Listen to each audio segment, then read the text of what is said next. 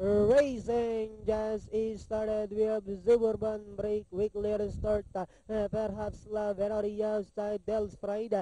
Princess Jellic alongside Ifira. Then followed over by Classical Bid, Red Wing, Zobrang Class, Security Prime, while Jack Show King is the early trailer and going along for the first turn. We have Suburban by about 2 lengths.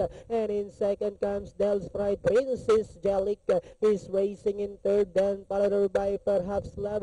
Ifira comes next, then next on Lara with Security Prime.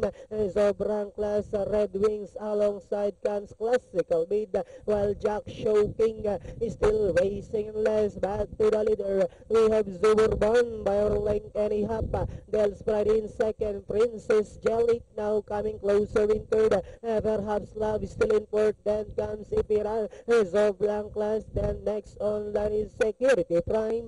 Red Wings, Classical Bid, while Jack Show King is still racing in last. And Diana entering the home stretch. Dels Pride takes command, moving a party outside. Princess Jellic is Suburban, then comes Perhaps Love. And as they swing for him, Dels Pride, Princess Jellic is down on the inside. It's now Princess Jellic, and on the outside is Dels Pride. Princess Jellic by about 2 lengths, followed by Dels Pride, and finally is Princess Jellic.